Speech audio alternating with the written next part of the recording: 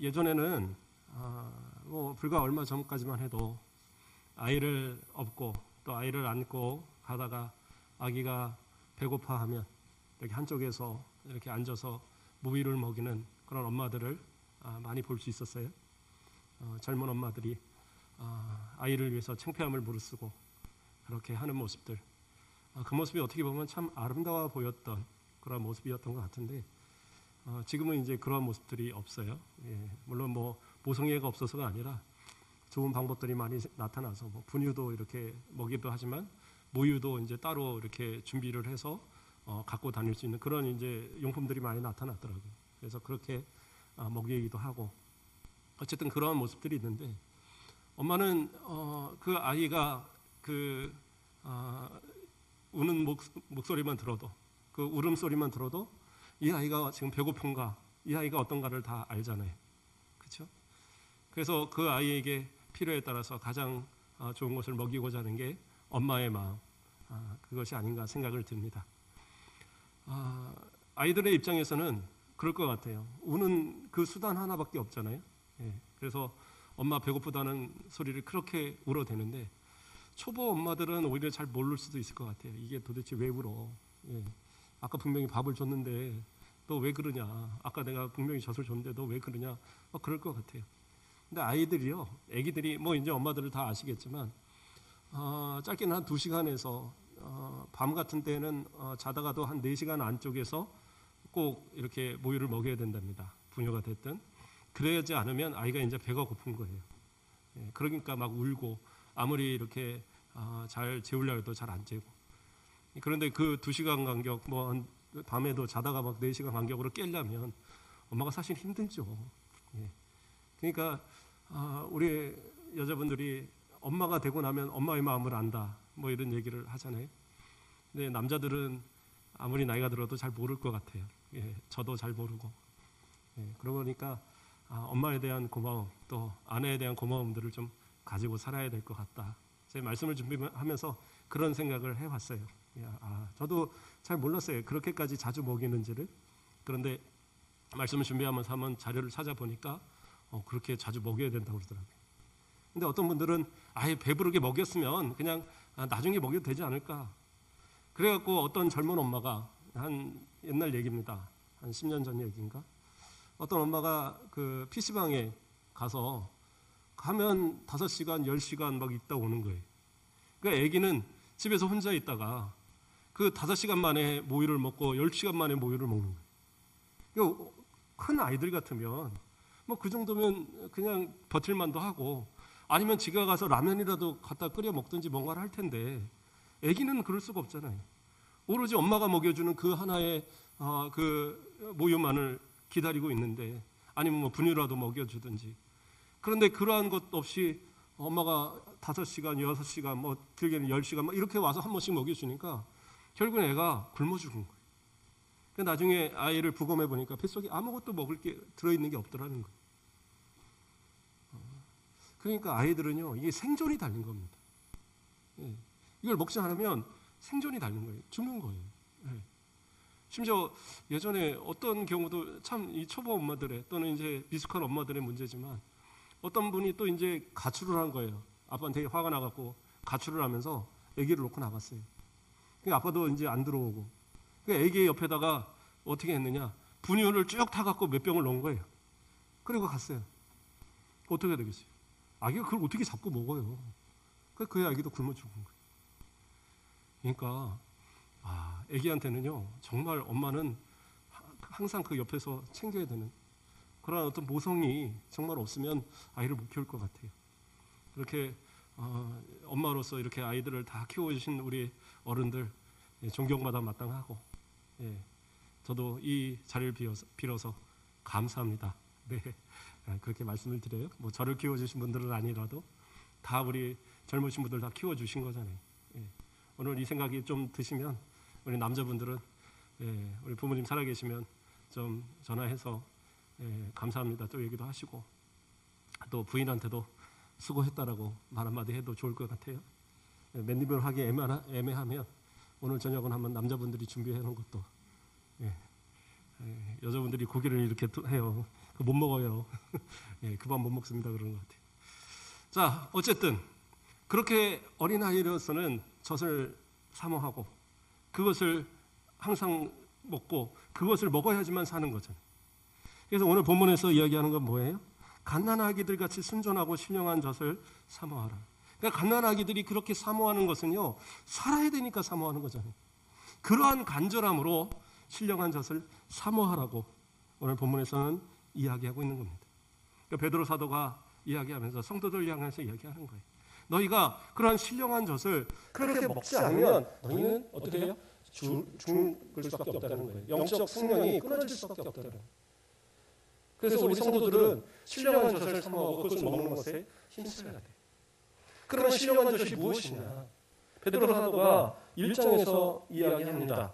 그 1장 23절 말씀을 보면 너희가 거듭난 것은 썩어질 것으로 된 것이 아니요 썩지 아니할 것으로 된 것이 살아있고 항상 있는 하나님의 말씀으로 되었느니라 얘기하고 있어요. 그러니까 거듭났다. 이 말은 무슨 얘기냐? 자, 우리는 믿는 성도들은 어떻게 해요? 예수 그리스도를 믿음을 통해서 우리는 거듭난 사람들이에요. 예, 예수님께서 니고데모에게 거듭나지 않으면 이렇게 얘기하니까 사람이 어떻게 엄마 뱃속으로 다시 들어갑니까? 그게 아니라고 그랬죠. 예, 위로부터 난 자, 성령으로 거듭난 자가 하나님 나라에 갈 수 있어요. 영생할 수 있습니다. 그러면 그 거듭남 무엇으로 이루어지냐? 이 본문에서 뭐라고 그랬어요? 방금 읽었던 데서 하나님의 말씀이다. 그래서 신령한 젖이 곧 그 주어질 때에 그 모습이 거듭난 그런 성도가 살아갈 수 있는 그 영적 에너지가 되는 거예요. 그러니까 성도들이 그냥 내가 예수 한번 믿었으니까 이걸로 살아가지? 그게 아니라는 거예요. 항상 신령한 젖이 나에게 공급이 되어서, 다시 말해서 하나님의 말씀이 계속 공급이 돼서 그 말씀으로 힘을 얻고 우리가 성장하고 살아가는 그러한 믿음이 된다는 거예요. 그런데 아이가 전혀 보채질 않아요. 달라고도 안 해요. 그러니까 부모는 당연히 먹어 하는데 아기가 먹을 거를 거부해요. 그럼 어떻게 되겠어요? 진짜 답답한 상황이 되겠죠. 근데 아기들을 처음에 이렇게 산부인과에서 데려오면 모유를 거부하는 아이들이 있어요. 때로는 분유도 거부하는 아이들도 있습니다. 그런데 가만히 보시면 이게 이제 산부인과에서의 약간의 상술인데, 아이들은 사실은 태어나면 몸 안에서 엄마의 양분을 충분히 갖고 태어났으니까 한동안은 사실은 젖을 내가 잘 못 먹어도 버틸 수 있어요. 그래서 아이가 젖을 돌 동안에 그 막 빠는 힘으로 통해서 막 이렇게 해야지 자극이 해서 엄마도 모유가 막 돌거든요. 그런데 그거를 못 참으니까 어떻게 해요? 병원에서는 좀 모유는 좀 더 있어야지 나와요. 그러면서 고급 분유 하나를 선물로 줍니다. 자, 이거 타 먹이세요. 그리고 이거 탁 하면서 갖다 줍니다. 그럼 그거 이렇게 먹이면 어떻게 해요? 그것에 맛이 드는 거예요. 아이가 달짝지근하니 맛있잖아요. 그러니까 산부인과에서 공짜로 주니까 그래 애기야 먹어. 그러고 먹이고, 그리고 나갈 때 태어날 때 또 한 통 선물로 이거 가져가서 쓰세요. 산부인과에서 선물로 주는 게 아니에요. 분유 회사에서 공짜로 산부인과에 가서 사정해 갖고 다 맡겨도 놓는 거예요. 그럼 어떻게 해요? 아이가 처음 그 먹은 맛을 딱 느끼는 순간 그 맛을 생각하면 모유를 거부하는 거예요. 또는 내가 분유를 먹일 예정이라 해도 가서 다른 분유를 먹이려고 하면 예민한 아이들은 그걸 거부하는 거예요. 그렇기 때문에 꼭 처음 먹었던 그것을 찾기 때문에 그러한 어떤 상술로서 그 분유를 그렇게 공급을 하는 겁니다. 공짜로. 그래서 갓난아기 때에 무엇을 먹는가라는 것은 상당히 중요한 거예요. 내가 신령한 젖을 사모하지 않고 다른 것이 내게 입맛에 드는 순간 그때부터 하나님의 말씀이 내게 신령한 젖으로, 나에게 생명의 젖으로 느껴지지 않는 거예요. 왜? 더 달짝지근하고 더 좋은 것들이 많이 있으니까. 그래서 그것을 향하여서 우리의 모습이 자꾸 나아가게 되는 거예요. 그래서 2장 1절 말씀은 뭐가 나와요? 그러므로 모든 악독과 모든 기만과 외식과 시기와 모든 비방하는 말을 버리고, 이렇게 나와요. 이런 것들이 뭐냐? 이런 것들이 가득하면 내가 신령한 젖을 사모하는 것이 내게 주어지지 않다는 거예요. 그러니까 신령한 젖을 사모하는 마음이 생기지 않는 거예요. 왜요? 간식으로 내 배가 막 가득 차 있는데 뭘 먹고 싶은 마음이 들겠어요? 그런 마음이 안 생긴다라는 거예요. 다른 것에 이미 입맛이 돌아 있어서 하나님의 말씀이 맛있고 내게 있어서 영향 있고 참 좋은 것으로 느껴지지 않는다라는 거예요. 그러나 다른 것에 입맛 들이지 않고 엄마의 모유에 이렇게 깃들여 이게 뭡니까? 그 맛이 들어 있는 이런 아이들은 어떻게 해요? 오히려 나중에는 젖뛸 때가 고생하잖아요. 젖뛸 때가. 그렇죠? 젖뛸 때 여러 가지 방법들 쓰시지 않으십니까? 예. 저 어렸을 때 어머니가 그러시더라고요. 너 젖뛸 때 참 고생했다 그러더라고요. 예, 동생하고 연년생이라 일찍 뛰어야 되는데 안 뛰려고 그래서 자꾸 달라고 그래서 그래서 어머니가 이제 고민을 하신 거예요. 옛날에 어머니들도 참 그 마이신 있잖아요. 마이신. 그 항생제인데 지금 생각하면 큰일 날 일인데 그걸 갖다 이렇게 발랐대요. 먹지 말라고. 그랬더니 제가 그걸 빨아먹더니 하더니 맛있다고 또 이렇게 먹더래요. 제가 지금도 쓴 거를 좀 좋아하는 편입니다. 그래서 좀 쓴 것들 이렇게 먹어도 그냥 잘 먹어요. 예. 좀 그런 것처럼 어렸을 때부터 좀 그랬던 것 같습니다. 그래서 이렇게 젖을 띠려고 하면 여러 가지 방법을 쓰잖아요. 왜요? 그것에 입맛이 들여 있으니까. 우리 엄마의 젖이 최고인 줄 아니까. 그렇죠? 그러한 것처럼 또 아이가 좀 더 크면 어떻게 해요? 엄마는 여러 가지 재료들을 가지고 제일 좋은 음식들을 갖다가 준비하려고 애를 씁니다. 그렇죠? 재료들 온갖 그런 양념과 또 고기와 채소와 그렇죠? 생선과 이런 걸 가지고 국도 만들고 찌개도 만들고 조림도 만들고 볶음도 만들고 또 뭐가 있습니까? 때로는 돈가스도 만들고 과자도 만들고 해서 아이한테 최고의 양질의 것들을 주려고 애를 써요. 예. 그러나 아이들은 어떻게 해요? 이게 아니라 꼭 좀 뭐라 그럴까요? 인스턴트 음식들 그냥 잘 만들어진 그런 음식들을 저 좋아해요. 그런 것에 한번 맛이 들이기 시작하면 엄마의 요리가 맛이 없어요. 예. 그런 것처럼 그렇죠? 그거 가장 편하려면 엄마들도 그냥 뭡니까? 그 라면 한 박스 사다 놓고 종류별로 쭉 사다 놓고 그리고 무슨 또 이렇게 냉동 식품들 이런 거 쭉 사다 놓고 너 이거 그냥 이렇게 먹어. 아니면 한 번씩 데워 갖고 주면 편하잖아요. 그러나 우리 엄마들의 마음은 그게 아니잖아요. 아이를 내가 어떻게 키우고 어떻게 정성하게 키우냐에 따라서 이 애들이 얼마나 커가는데 우리 아이가 키가 조금만 작아도 내가 못 먹여서 그러나 우리 아이가 조금만 허약해도 내가 맛있는 거 못 먹여서 먹으나 이런 마음으로 자책을 하는 그게 엄마들의 모습 아니겠어요? 그런 것처럼 하나님께서도 우리에게 가장 양질의 것을 주시기를 원하시는 거예요. 하나님 말씀으로 잘 공급해서 하나님의 말씀으로 거듭난 예수를 믿고 거듭난 이러한 성도들을 어떻게 해요? 예수 그리스도의 그 구원의 역사로 이 거듭난 우리들을 하나님의 말씀으로 온전히 잘 양육해서 그렇게 키우기를 원하시는 게 하나님의 뜻인데 다른 것들이 우리 가운데 가득 차 있으면 그것을 거부하게 된다라는 거예요. 예. 읽었던 말씀에 뭐라고 나왔었어요?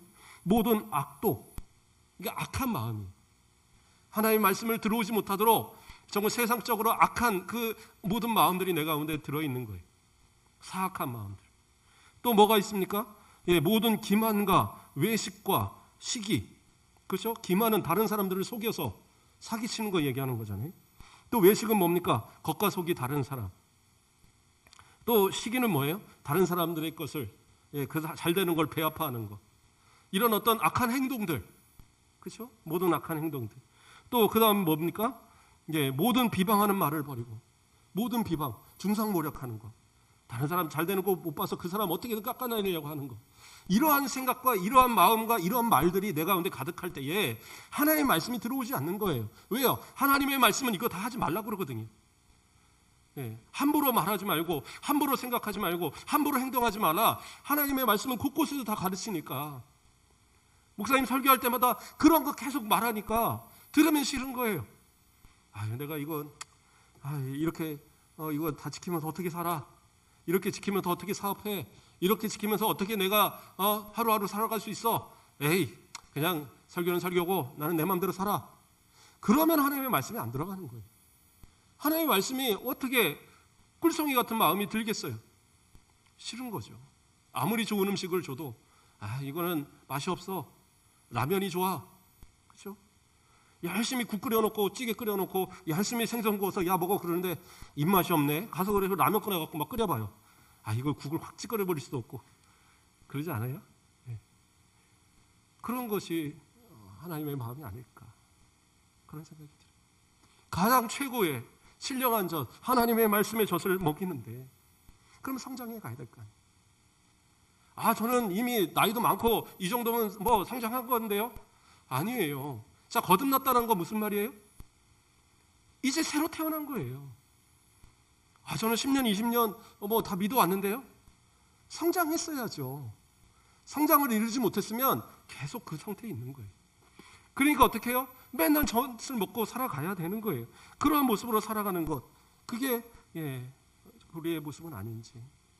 진짜 신령한 젖을 통해서 우리가 점점 성장을 해야 되는데 성장하지 못하고 딱 정체되어 있는 그런 모습은 아닌지. 제임스 파울러라는 분이 있어요. 이분이 이제 신앙 발달 이론이라는 걸 만들었어요. 0단계부터 6단계까지 총 7가지의 단계가 있어요. 근데 이것이 뭐 명확하게 맞다라고 말할 수는 없는데 참 체계적으로 잘 해놨어요. 그래서 우리가 신앙의 어떤 단계를 그렇잖아요. 우리가 내가 신앙이 어느 정도 될까? 내가 믿음이 어느 정도 될까? 이런 걸 잘 모르잖아요. 근데 이분은 이렇게 이론적으로 그걸 만들었더라고요.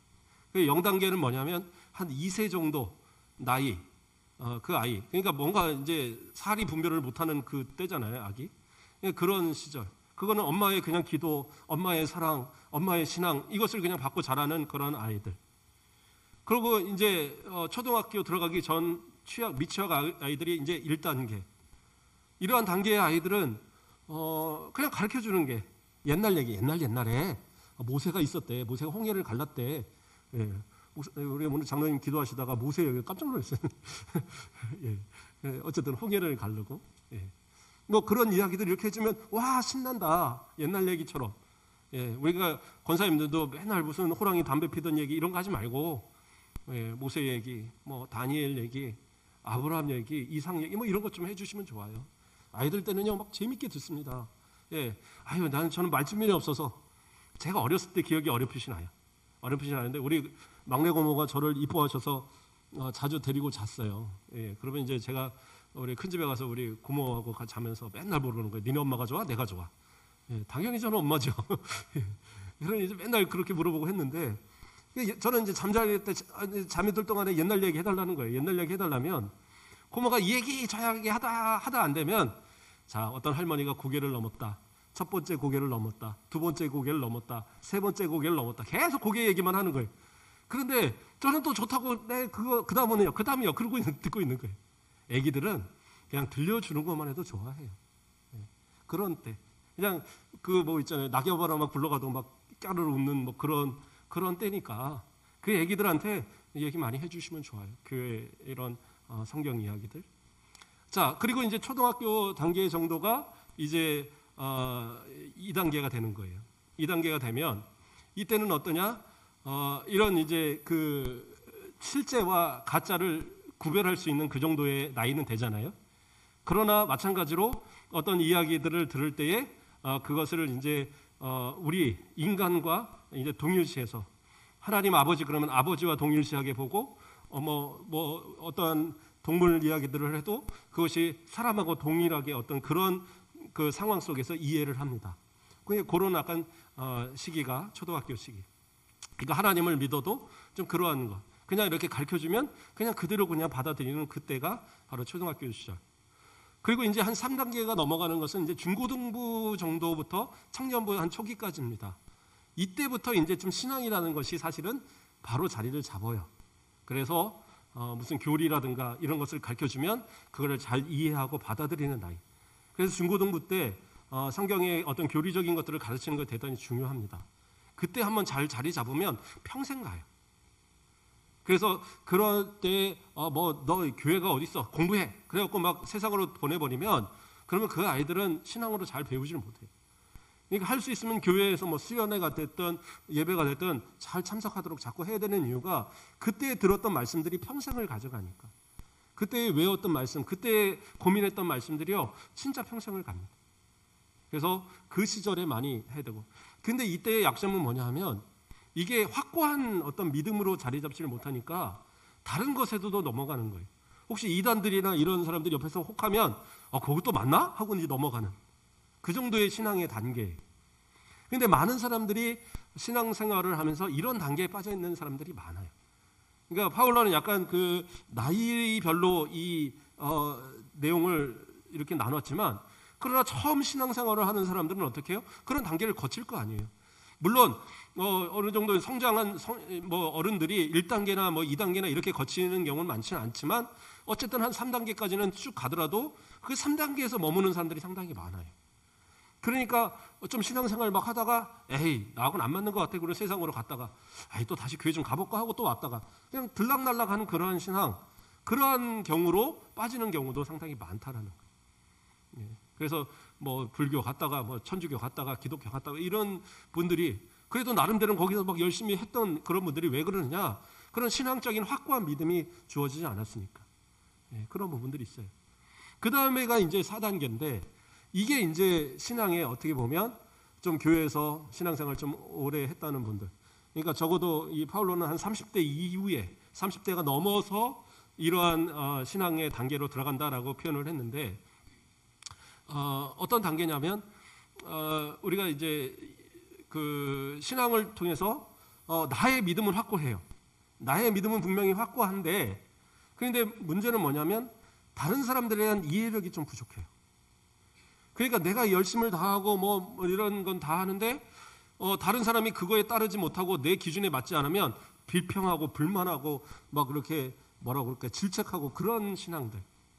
심지어는 우리 교회가 마음에 안 든다. 교회가 여기만 있어? 그리고 교회를 막 옮기는. 그래서 신앙이 없는 건 아니에요. 믿음은 있어요. 끝까지 그 신앙은 지켜가는데, 문제는 뭐냐면 딱 이분법 사고라고 그러죠. 그래서 내가 생각하는 건 옳고 다른 사람의 생각은 틀리고, 딱 그런 어떤 그래서 내 생각과 딱 일치되는 그런 사람들한테만 이렇게 그룹을 만들고 하는 그런 신앙들, 옳은 거 아닙니다. 그러니까 아직은 신앙이 어린 거예요. 그러니까 아직 좀 그렇게 미숙한 신앙으로 있다 그러면 그래 아직은 신앙이 어려서 그렇구나, 이렇게 생각하시면 돼요. 자, 그 다음 단계가 뭐냐? 5단계인데, 이 5단계까지가 들어가야지 그래도 진짜 신앙인다운 모습이구나. 이건 뭐냐면 다른 사람의 신앙을 인정해 줄 수 있는 거예요. 말한 것처럼 그래 아직 어려서 그렇구나, 아직 신앙이 어려서 그렇구나, 이렇게 인정해 줄 수 있는 거. 또 때로는 신앙이 나하고 좀 틀리다라는 거, 그럴 수 있잖아요. 신앙에 막 나는 불같은 신앙인데 이 사람은 약간 물같은 신앙일 수도 있어요. 그렇다고 그것이 서로 믿음이 좋다 나쁘다를 구별할 수 있는 게 아니거든요. 그러니까 이제 그런 것도 서로가 이제 이해할 수 있는 것.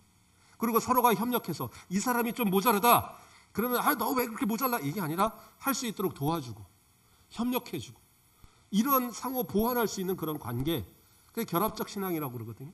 그래서 그런 단계가 5단계예요. 근데 여기로 정말 많이 들어가야 되는데 이렇게 신앙생활을 하는 분들이 사실 많지는 않아요. 그게 이제 사실은 문제죠. 그러니까 교회들마다 분란이 일어나거나 다툼이 일어나는 가장 큰 원인 중에 하나가 뭐냐면 이러한 신앙의 단계를 못 들어가서 그래요. 그럼 그러면 우리 장로님들, 권사님들, 그래도 안수집사님들 정도 되면 그렇게 들어가는 건가요? 그건 아니에요. 목사님이라고 할지라도 그런 신앙의 단계에 못 들어간 분도 있어요. 왜요? 공부하고 믿음 있고 신앙 있으면 다 목사님 되니까.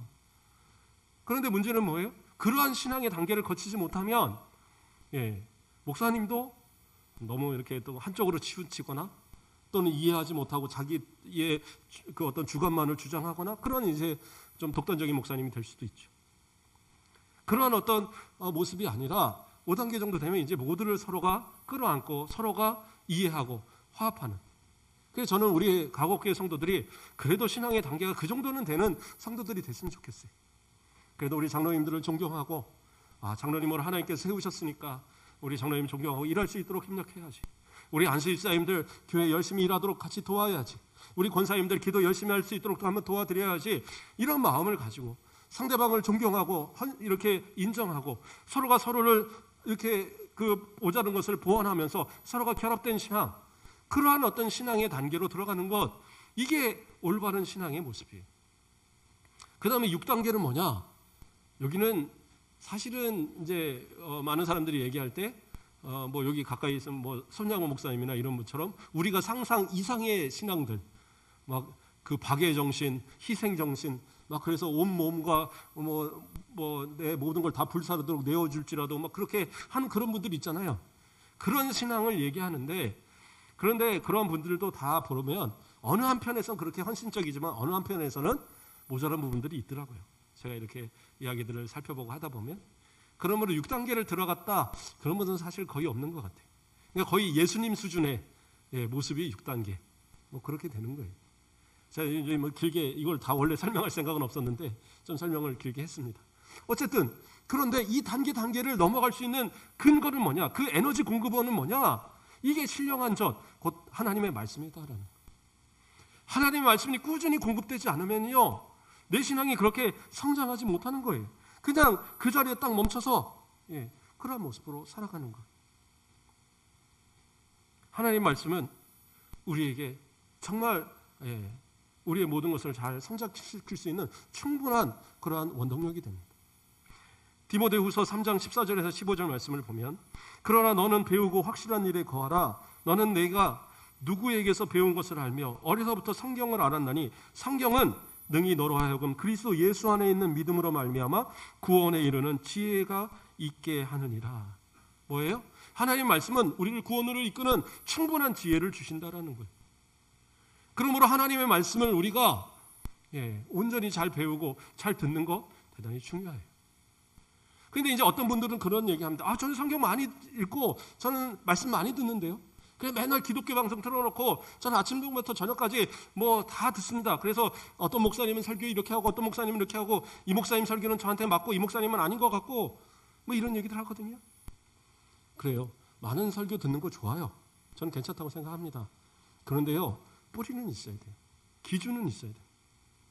저는 부족하지만 우리 순천 가곡교회 담임 목사인 제 설교 그게 좀 기준이 되셔야 돼요.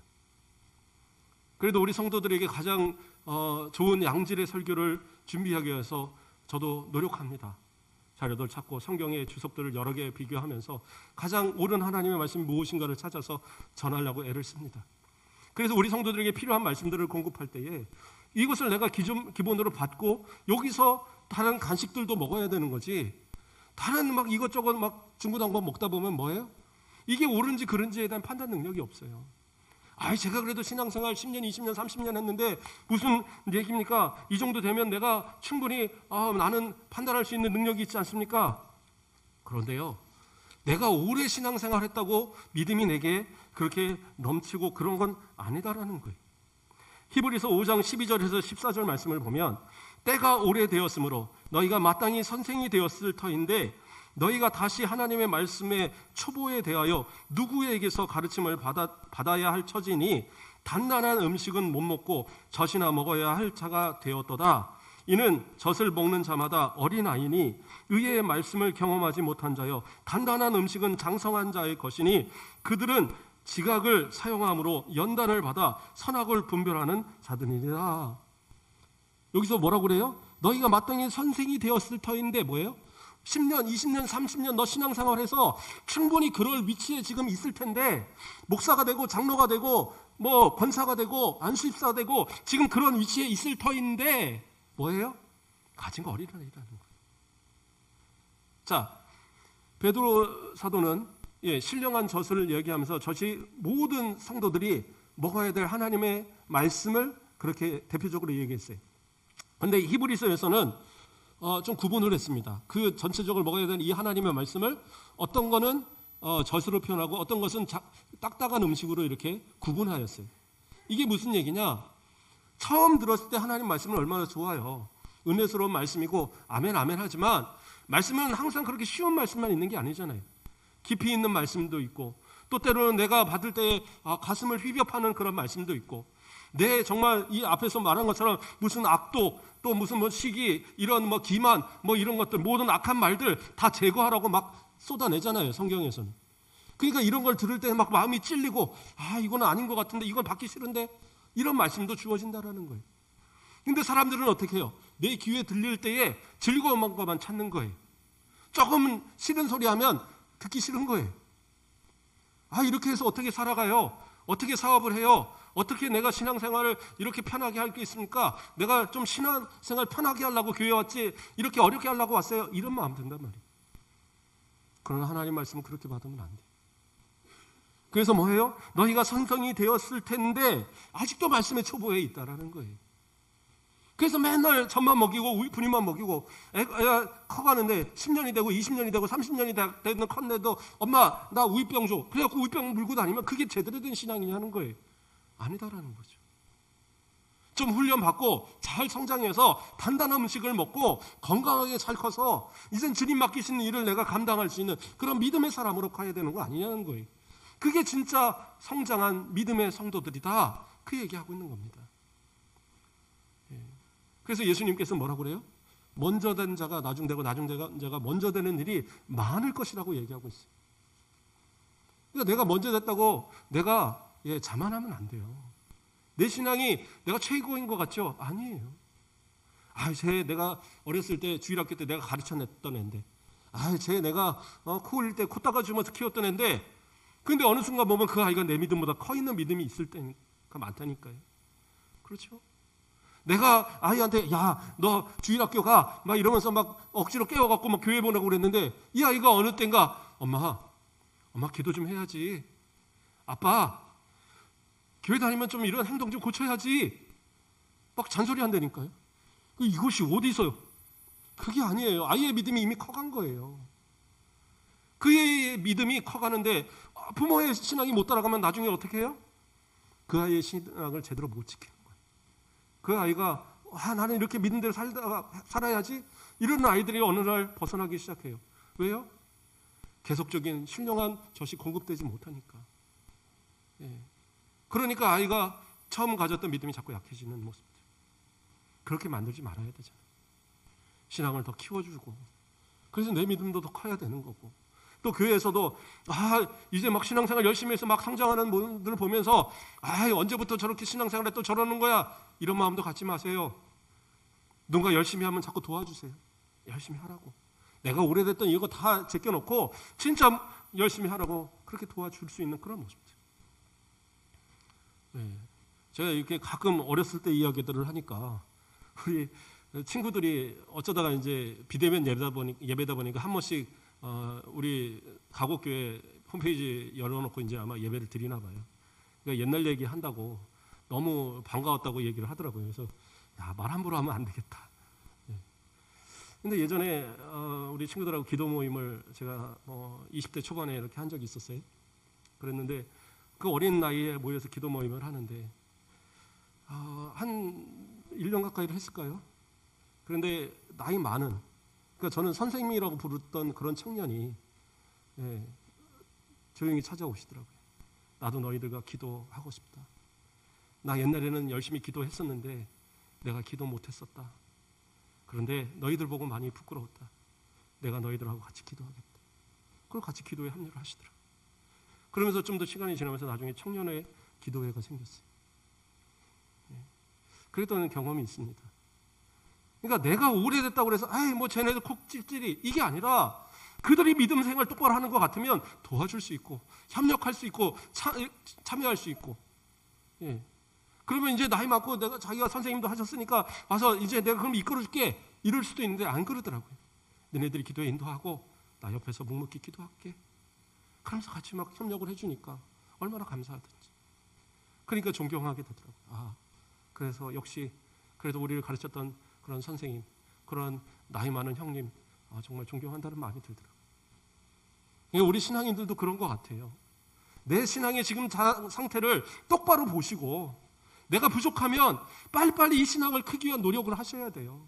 기도가 부족하면 기도를 채워가야 되고 말씀이 부족하면 말씀도 채워가야 되고 내 신앙이 그래도 이렇게 10년, 20년, 30년 했는데도 그냥 그 자리에 머물러 있다. 그러면 그것을 좀 키우기 위한 헌신과 노력과 봉사도 좀 해야 되고 그렇죠? 그렇게 좀 귀감이 돼야죠. 나보다 믿음 생활 늦게 한 그 믿음의 후배들한테 신앙생활은 이렇게 하는 것이다 좀 본을 보여야 되는데 못 그러다 보니까 어떻게 해요? 나중된 자가 먼저 되는 일이 많다라고 예수님이 미리 얘기해 놓으신 거예요. 그런 것이 바로 우리의 모습이었다라는 거예요. 그러나 진짜 예수님의 그 말씀, 진짜 하나님의 말씀에 그 신령한 젖을 제대로 맛본 사람은 어떻게 해요? 그거 아니면 못 사는 거예요. 아까 말한 것처럼 아기가 엄마의 젖에 정말 그렇게 잘 맛이 들면 그때는 너 먹지 마 하고 막 갔다가 어떻게 막 반복을 써도 안 뛸라고. 난 뭐 이렇게 안 먹으면 큰일 나는 것처럼 그러한 어떤 모습이 바로 성도들의 모습이어야 된다니까요. 그래서 3절에 뭐라고 그랬어요? 너희가 주의 인자하심을 맛보았으면 그리하라. 무슨 말이에요? 너희가 진짜 하나님의 그 은혜를, 진짜 하나님의 그 신령한 그 말씀의 은혜를 맛보았으면, 그러면 어떻게 해요? 떨어질래야 떨어질 수가 없다라는 거예요. 그러니까 그 말씀 붙들고 그대로 살아라, 그 얘기하는 거예요. 그렇지 않겠어요? 예. 뭐 항상 말씀을 들을 때 항상 좋지만은 않겠죠. 어느 때는 들으면 말씀이 오늘은 좀 내 마음에 안 드는데 이럴 수도 있고, 또 말씀을 들을 때 이거 내가 이거 누가 내 말을 잃은 거 아닌가? 뭐 이런 생각. 예, 저한테 와서 잃는 사람 없어요. 예. 그러니까 혹시 뭐 부부싸움 하고 왔는데 오늘 내가 서로 사랑하라고 막 그렇게 얘기했다, 그랬다고 그래갖고 뭐 누가 잃려고 뭐 그런 거 없습니다. 예. 하나님의 말씀을 그대로 순수하게 받으시고 이 말씀을 통해서 내가 어떻게든 신앙생활을 하려고 몸부림쳐야 되는 거예요. 그렇게 몸부림치면서 나타나는 그러한 어떤 현상은 뭐냐? 그럼 내가 그렇게 신령한 젖으로 잘 성장하고 있다는 것을 내가 어떻게 알 수 있느냐? 베드로전서 1장 22절에서 이렇게 이야기합니다. 너희가 진리를 순종함으로 너희 영혼을 깨끗하게 하여 거짓 없이 형제를 사랑하기에 이르렀으니 마음으로 뜨겁게 서로 사랑하라. 진리를 순종함으로, 뭐예요? 하나님의 말씀으로, 예수님의 말씀으로 순종하면 그 신령한 젖으로 내가 채워져 가고 내가 성장하기 시작하면 나타나는 게 뭐예요? 사랑이다라는, 그런 사랑의 모습이 내게 나타나기 시작하는 거예요. 그래서 그러한 사랑의 마음으로 서로를 대하고 사랑의 마음으로 서로를 아끼고, 그러한 모습들. 그동안 남편에게, 그동안 아내에게 서로 소홀했던 모습들이 있으면 내가 진짜 신앙인이면 그 신앙의 모습으로 헌신해 보는 거예요. 그렇죠. 빨리빨리 끝내라고. 그래서 하나님 앞에 그러한 어떤 신앙의 성장의 모습들, 그래서 내가 진짜 사랑의 마음이 든다. 그동안 미웠던 남편이 저 왼수 막 이랬는데 어느 날 갑자기 막 이뻐지고 밥이라도 한 끼 더 따뜻하게 해주고 싶고, 그럼 뭐예요? 내 신앙이 자란 거예요. 그런데 여전히 내가 믿고 저거 잠자는데 가서 그냥 물을 갖다 찌꺼려 버려 막 이러면 그건 지금 아직 신앙이 내가 못 성장한 거예요. 아내가 뭐 밥 안 차려주고 아침에 뭐 그런다고 저거 내가 결혼하고 이거 뭐 밥 한 끼도 제대로 뭐 이런 생각하지 말고, 그런데 그 아내가 불쌍해 보이고 얼마나 집안한 일 하려고 이렇게 힘들고 얼마나 이렇게 모든 거 하나 이렇게 피곤하면 저럴까, 그럴 수 있는 마음. 냉장고 열어서 우유 한 컵 먹고 그리고 조용히 나갈 수 있는 그러한 정도의 믿음이 진짜 믿음 아닐까요? 그렇다고 이제 우리 아내들 다 그렇게 하라는 거 아닙니다. 어쨌든 서로가 서로를 이해하고 사랑하는 마음이 드는 것, 자녀를 이해하고 사랑할 수 있는 것, 내 부모를 이해하고 사랑할 수 있는 것, 용서하고 서로 부둥켜 안고 그럴 수 있도록 신앙의 성장이 이루어지는 그런 사랑의 신앙을 갖는 것, 그게 진짜 신령한 젖으로 키워진 그러한 주의 인자하심을 맛본 성도들의 모습이다라는 거예요. 신령한 젖을 사모하라는 이 말씀, 오늘 우리 성도들의 마음 가운데 새겨지길 소망합니다. 그래서 하나님의 말씀으로만 살아가고 하나님의 말씀을 내 가운데 온전히 새겨서 이 말씀을 통해서 내 가운데 사랑이 막 드러나서 하나님의 말씀을 방해하고 말씀을 지키지 못하게 하는 모든 그런 악한 생각, 악한 말과 악한 행동들을 다 제거하고 그리스도의 사랑으로 풍성하게 채워서, 그래서 우리를 만나는 모든 사람, 우리가 대하는 모든 이들에게 그리스도의 사랑이 막 드러나고, 내가 입으로 말하지 않아도 우리의 모습을 통해서 예수 그리스도가 그 향기가 막 드러나는 그러한 모습들, 그러한 삶의 모습들. 내 남편이 왜 교회 안 나오나? 내 아내가 왜 이렇게 믿음이 없지? 내 자녀들이 왜 이렇게 신앙생활을 못하지? 우리 부모님이 왜 이렇게 예수를 안 믿지? 어떻게 해요? 내가 진짜 사랑하고 있는지, 내가 진짜 그리스도의 사랑으로 보여주고 있는지, 그런 모습들을 생각해 보십니다. 한 가지 예만 들고 이야기를 마치겠습니다. 이전에 교회 한 권사님이 신앙생활 정말 잘하시는 분이 있어요. 저한테 너무 잘하셨고, 그런데 이분이 어느 날 그러더라고요. 내가 어떻게 교회 나온 줄 아세요? 그 아들이 선교사시거든요. 근데 이 아들이 대학을 들어가기 위해서 이제 고3 때 공부를 하면서 엄마 교회 좀 가자, 교회 좀 가자. 엄마 나 서우니까 교회 좀 가자. 그러니까 엄마가 그런 거예요. 그냥 지나간 말로 너 대학 붙으면 교회 가지, 그런 거예요. 그러니까 이 아들이 열심히 공부해서 좋은 대학에 들어갔어요. 그러고 나서 첫 번에 딱 그 합격증을 갖다 놓고 얘기하는 게 엄마 이제 교회 가요. 아이가 그런 거예요. 그러니까 약속을 했으니까 어쩔 수 없잖아요. 좋은 대학에 갔으니까. 그러니까 이제 따라서 교회를 간 거예요. 근데 나중에 아는 거예요. 뭐였느냐? 학교에서는 예쁘고 서울대나 고대나 연대를 쓰라고 그런 거예요. 이 분한테. 그런 최고의 대학을 쓰라고. 그런데 이 아이가 그걸 거부하고 그 다음 레벨의 대학을 들어갔어요. 왜요? 내가 그런데 가다가 혹시 떨어지면, 그런데 이력서를, 아니 그 원서를 넣었는데 떨어지면 우리 엄마 교회 안 갈 테니까 우리 엄마 교회에 보내려고 그 사랑의 마음 때문에, 그 복음의 마음 때문에 그걸 그렇게 한 거예요. 그러니까 엄마가 그 감동에 더 내가 신앙생활 열심히 해야지. 그리고 지금까지 신앙생활 정말 잘하고 있어요. 그게 사랑의 마음인 것 같아요. 그게 신앙으로 온전히 서 있는 성도들의 모습이에요. 내가 더 많은 것, 지금 내가 최고의 것을 갖는 것, 그것도 중요한데 영혼을 사랑하는 마음, 진짜 다른 사람들을 사랑하는 그런 마음 가운데 조금 포기하고도 살아갈 수 있는 것. 그래서 그 포기함이 나로 인하여 뭐 망하거나 나로 인하여 아주 실패하게 만드냐? 그렇지 않아요. 하나님이 다 채워주시면 하나님께서 귀하게 쓰시는 제목으로 삼아주시고 더 하나님의 일을 영광스럽게 감당하는 그러한 일꾼으로 삼아주시더라는 거죠. 그러면서 항상 저한테 우리 아들 선교사님 위해서 기도해 주세요. 항상 부탁하던 그런 권사님의 부탁이 기억이 납니다. 우리 모든 성도들은 마찬가지겠죠. 기도 제목들 제가 읽어보면서 정말 간절하게 기도해야 될 많은 제목들이 있더라고요. 그러한 사랑의 마음들을 서로에게 실천하시고 신령한 저수를 사모하는 그러한 모습 속에 하나님 말씀을 통하여 내 믿음이 계속 더 성장해서 더 많은 사람들을 그리스도의 사랑으로 품어갈 수 있는 그러한 저와 여러분의 모습 되기 주님의 이름으로 축복합니다. 기도하겠습니다. 사랑의 하나님, 감사를 드립니다. 우리를 사랑하여 주시고 오늘도 하나님의 말씀 신령한 젖으로 우리를 채워주시고 먹여주심을 감사를 드립니다.